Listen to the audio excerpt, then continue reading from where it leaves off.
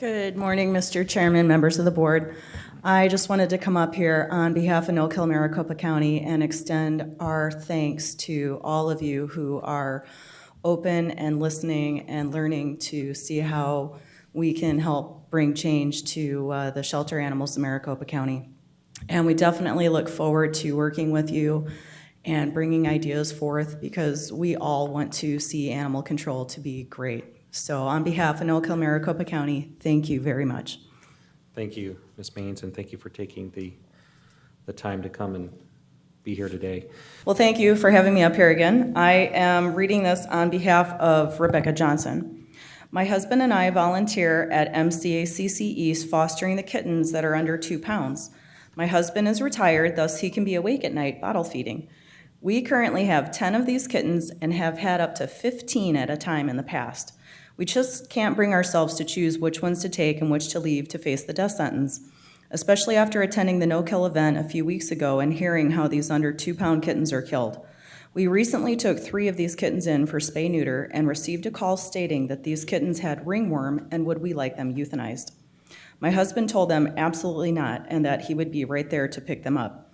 The vet explained that MCACC does not treat ringworm and did not provide the meds. Thus, they gave us information which we took to our own vet to verify and are now treating 10 kittens that would all have been put down and using our own funds for a private vet and medications so that they have a chance to live. We were told to treat them for 4 weeks and then return to the shelter to have them inspected to ensure they are clean before they can go to PetSmart for adoption. Sure glad there are some fosters that will treat these little ones and refuse to let them be killed. We consider this a learning experience and will from now on inspect these kittens with a black light when we bring them home to guarantee the treatment process begins immediately before it gets too bad.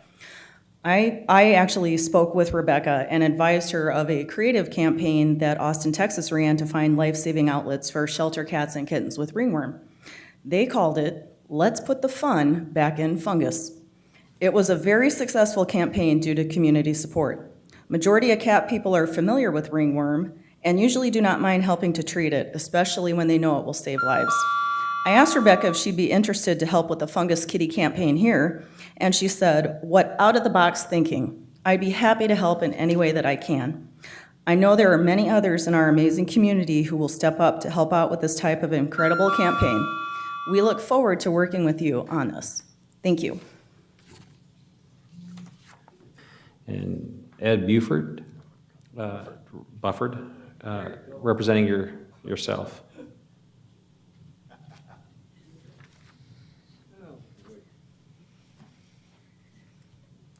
Thank you. As a teacher for 35 years, I've got to tell you, 2 consonants following a vowel. Lowercase.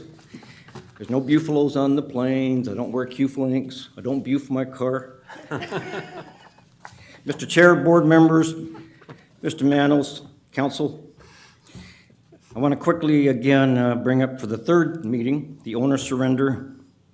I'd like an update from somebody about the process as per my proposal that the owner surrenders have proof of ownership to be called owner surrenders.